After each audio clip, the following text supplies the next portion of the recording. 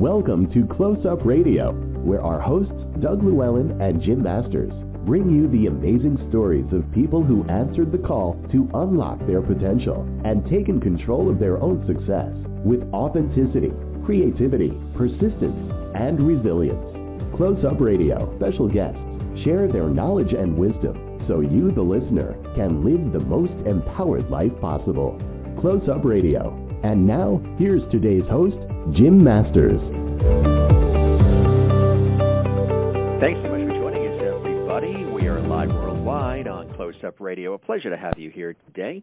We're also excited to have Sarah V here. She's a gifted spiritual mentor, coach, energy healer, and acclaimed author of the best-selling book, Let Your Inner Golden Sparkle Shine. She specializes in guiding women to their quiet center of who they are and really help them embrace the magnificent time. This time can be filled with inner self-reflection and inner wisdom. She married and raised 4 children, and when she became an empty nester, she realized it was time to pursue new exciting interests in her life. So she went back to school, and after much-needed soul-searching, recognized that coaching was her true purpose and calling. And today, through her dynamic clearing approach, she has created positive change for hundreds of women who now have a healthier, happier, and purpose-filled outlook.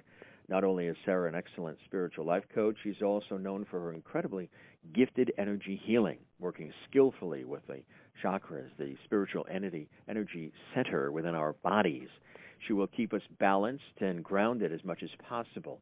And the sooner we unblock our chakras, she says, the more rapidly we're filled with abundance, peace, authentic joy, and true love. This conversation we're having today, she'll be discussing her recently released best-selling book, Let Your Inner Golden Sparkle Shine, that has also been making tremendous waves as well. And also, she's working on her next book, What I Wish I Had Known. It's about her life journey of healing, and when we appropriately heal ourselves, we can subsequently heal our children and the next generation as well. My pleasure to welcome Sarah, live and direct, master life coach, Reiki master, and more, from Rehoboth Beach, Delaware. Sarah, thank you very much for joining us here as our guest today on Close Up Radio. It's a pleasure. Yeah. Welcome. Oh, my goodness. Thank you so much. I can't believe, that's actually about me. That's certainly a beautiful opening. Thank you so much. Oh, you're welcome. My pleasure. What first inspired you to do this work? You know, we all have our own life's journey, and we have our pivot moments and our reflective moments, our aha moments. On your life's journey, when did you realize that doing this kind of work not only was something that you love doing, but you really have to do it? It's in your DNA. It reflects the essence of who Sarah is. I love that question because I think I have always been like this. So I have always been one that, was always trying to help somebody, that I was always trying to be kind to people. I was kind of the peacemaker in my family. And it was just, like you had said, it was in my DNA to be this helper. Unfortunately, I never was able to kind of, jump into that the way that I wanted to, because my mother had a different approach of how she thought I should be. So I kind of lived in this kind of false identity, and I was never able to really, quote unquote, shine in, what I really wanted to do, my authentic self. So I think the whole journey to where I am now, being a spiritual mentor, it really stemmed from, stepping into who I was meant to be rather than what somebody wanted me to be. That's very, very important. Can you define your work as a life coach, and how is it different from therapy? Some people lump all of that together and it gets a little confusing. Yeah. I think, both experiences of therapy and mentoring, as I say it, they're both very effective. I have done both. And, spiritual mentoring is different in many ways. So I feel like therapy talks about, what is happening now. And you kind of, this is my experience, so I just wanted to clarify that. And, what I always felt like I was kind of swirling in the same story over and over again, what was happening. But as a spiritual mentor, it works in a much deeper space. I feel like this is how I kind of define it. I, as a mentor, and the mentors that I've worked with, go to the seed of where that seed was born within you. And since we're using, the gardening reference, I work with kind of unearthing why that seed was planted there. And, I help and I call them, I don't call them clients, but I call them no matter what women.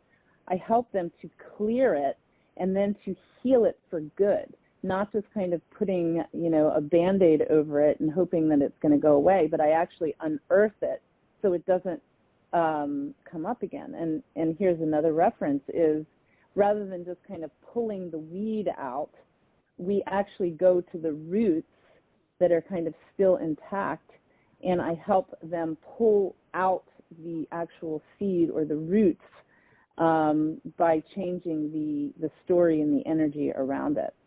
So I think it's very different what I do rather than what therapists do. And like I said, both are, effective. It just depends what you are willing to, how deep you're willing to go. Exactly. What exactly, from your perspective, is midlife, and why can it be oftentimes more challenging for women? Yeah, well, go to the point of why is it so difficult for women is I feel as if women are kind of expected to, put others first before they take care of themselves. It's just kind of this belief in society, I guess we can say that, you have to, don't be selfish, put others before, put others' needs before your own. And I feel like there's just so much heaviness, if you will, on the belief that we all have to, do this for others before we help ourselves. And I think women are really caught up in that whole midlife, is it a crisis? I don't know. But, that whole belief system around, midlife, we help others and we do everything for others. If you're raising families or whatever it is, and even if you don't have children, you can also put your own family members or friends in front of you. And when we get to midlife, which is, I think it is such an exciting part of our lives, we realize, like, oh my God, well, what's next? If I've put my children and everybody before me, I don't even know who I am. I raised 4 children. They're all, beautiful adults now. And so I can relate to that. Is like my whole life was about, their well-being. Of course, we want to take care of our children, but I seem to always have that little thread of, putting myself first and doing beautiful things for myself. After a while, yes, I was called selfish. I was called that I was, abandoning my family. But it was a really, really difficult time to step into myself and say, it's okay, to be able to take care of myself first. And, as women, we tend to look and mirror what our own mothers are doing. And unfortunately, it's that generational mirroring that we do as women. But that's, I think that's what's it's more difficult for women is because we have so many more, I'm sorry, men, but we have so many more expectations on us that we forget who we are, throughout that process. You sort of lose yourself in the home and the job and the spouse and the kids and trying to do it all, and it becomes overwhelming. Though I can relate to what you said, because I always did the same thing, putting people first before self, and had to learn. It took me to drive alone through Death Valley after a television shoot to figure that out. It was really spiritual. It was really deep. It was really life-changing. And I used to always cringe a little bit when I would hear the flight attendant say, put the mask on you before you help somebody else. I was of the ilk, I was raised, help thy fellow neighbor before, and then, go to you. So this is fascinating what you're showing and teaching, and really it's eye-opening, and you've learned it yourself. Oh my gosh! I mean, this has been my path, my learning, my healing is and one thing I want to add to that, if I could, is that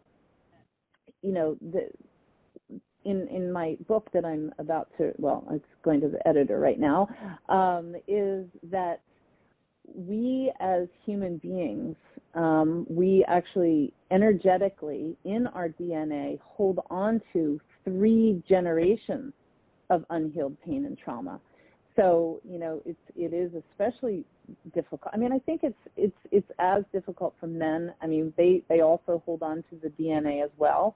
But for some reason, because, as empaths, as most women are, we tend to hold on to the pain of others, in our DNA. And now there is a reason why, is because we are holding on to the DNA from, 3 generations in our past. And, I have worked with men before, so but I feel that the heaviness of other people's pain really is felt more so by women.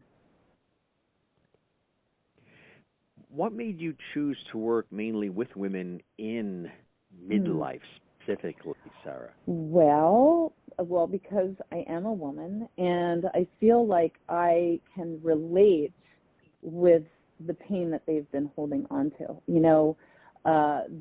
This pain that I used to feel, I can completely understand when, one of my No Matter What women is feeling it too. So I can become, them in a way, because I've experienced it. I've held on to it. I've had the same beliefs. And so it's a bit easier when you've gone through it with, somebody else. But, the same type of pain obviously can also be felt by men as well, because we're all human. Love to learn more about those earlier years for you. And you mentioned a little bit about how you were inspired to do the work, but tell us about some of those earlier years as you were really understanding all of this and soaking it up in a deep way. Yeah. Well, as I had said before, my little girl self, which we'll get to in a little bit, is, I was always the peacemaker. I was always the one who loved to, inspire others and help others. I can remember, in my elementary school years, I would be the one friend, helping others, the child at school, or if I saw somebody crying, I can remember that I would be the one to always go over to make sure that person, felt comfortable, that was happy, that if I can help them. And that was my true nature, even after being told, that was not who I was. But that is who I am. We all tend to pretend, or we're not identifying with the true nature that we are. You know, we identify with the pain, like I said, from the past generations, and we think that it's who we are, but it's not. So in my journey, I've kind of made a full circle back to feeling the energy of who I was born to be. And I think that's what, you know, I didn't obviously understand it back then. This is why my new book is called, you know, What I Wish I'd Known. I wish I had known that, because then I could have understood, you know, that I wasn't going crazy, and that I didn't understand why I was feeling so resistant and uncomfortable in this body of mine. I didn't understand it back then, but it, you know, this whole nature of helping and being kind and, you know, wanting the best for others was part of my true DNA. Which is incredible when we realize that. Let's talk about the healing work and what are the chakras. Mm-hmm. And I'm very familiar, but the audience might not. And why is it important to help us heal from trauma? Sometimes we run away from it. Sometimes we turn a blind eye to it. Sometimes we bury it, or we try to numb it through various ways. But really dealing with it and helping it heal can be a beautiful process. May seem scary in the beginning, but it can really, getting to the other side of it and working through it, there's a lot of teachable moments. Yeah. It can be really amazing. You can grow from it. Right. Yeah. So just to kind of go back, you know, for those that are like, what the heck is these people talking about? You know, chakras is these kind of natural energy centers in our bodies. We have 7 of them, and each of these 7 centers represent, you know, different emotions. I always love to use the analogy of a river. So these energy centers, you know, they're positioned in our body, from the tip of our tailbone all the way up to the crown of our head in various places in our body. And if you think of a river, you know, beautiful flowing river, that river, you know, it just flows, and, you know, natural energy is moving. Well, our body works very similar to that. And if you think of a river that eventually gets sticks and debris and leaves and things, it starts to get stuck. Well, that river kind of turns into like an overflow. And it's the same thing with our bodies. If we are holding energy in our body and it doesn't have anywhere to go, I am not a doctor and I don't play one on television, but I am a healer and I see what happens. And I really believe that the dis-ease that we encounter in our lives is actually energy that has no place else to go. So it becomes the disease that we carry, that we have, that we experience in our life, and what is creating these blocks of debris in our river of our bodies are the stories that we carry in our life. Because remembering that when we have a thought, our thought creates an emotion, and that emotion is held as energy, you know, in our body. It's kind of the story becomes stored in these energy centers. And I mean, that would be a whole nother interview to really go deep into this, but that's kind of the idea of what chakras are. And I have done extensive work on healing each of our chakra, especially our first chakra, which is the one at the tip of our tailbone, which is the root chakra. And that is kind of like the foundation of who we are.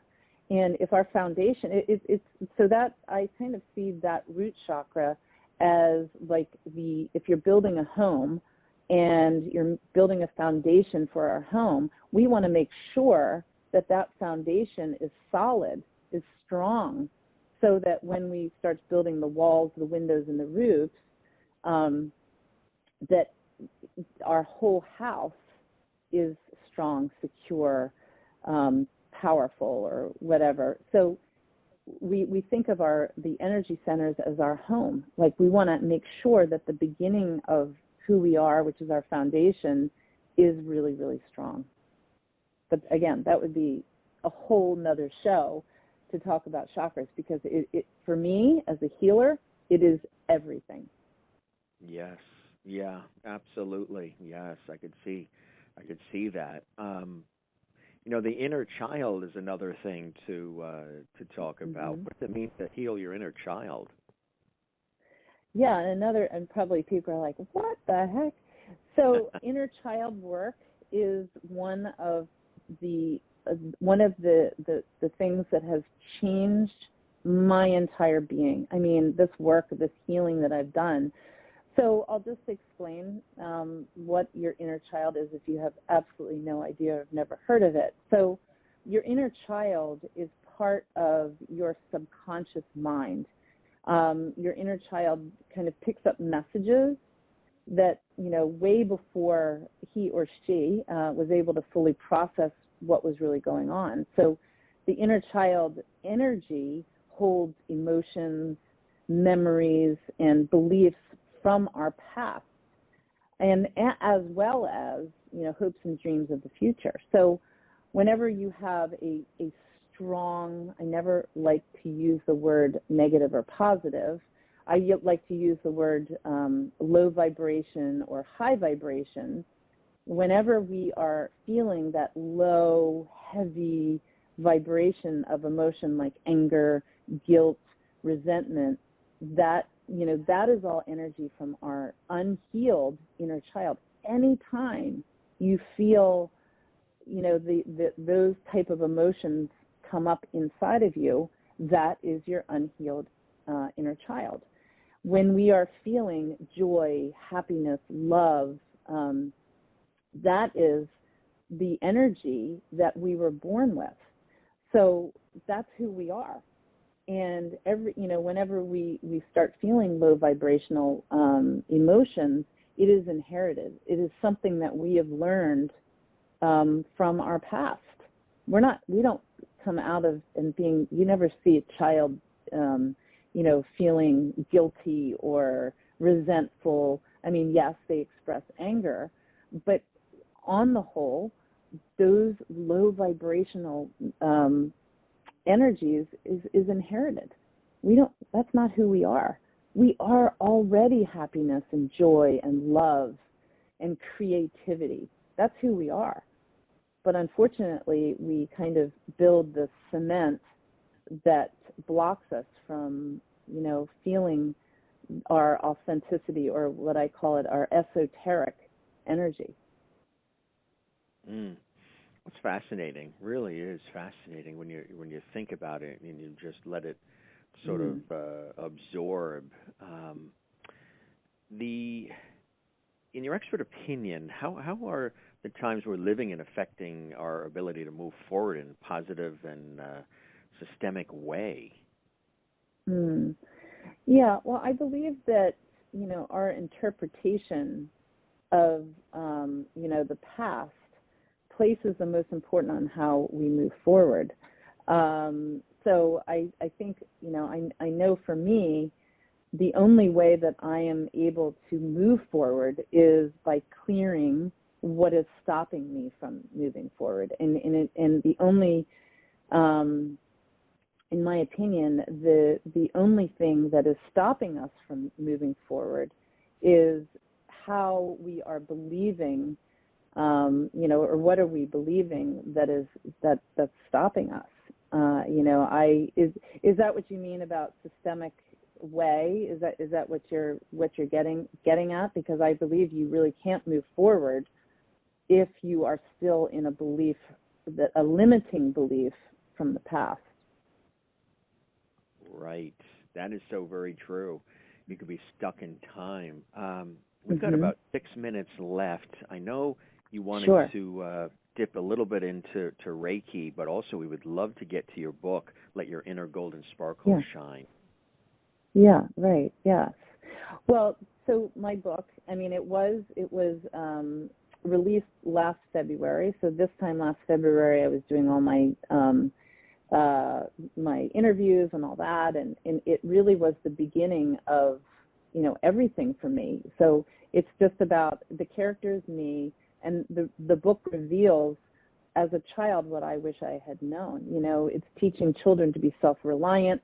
The message is for children, but actually it is for everybody, remembering about our inner golden sparkle shine. So that was like the pivotal point of my life, I would say, you know, is finally believing that I could finish something, I could, you know, be a part of something that I created. So it's been absolutely fabulous. That's fantastic.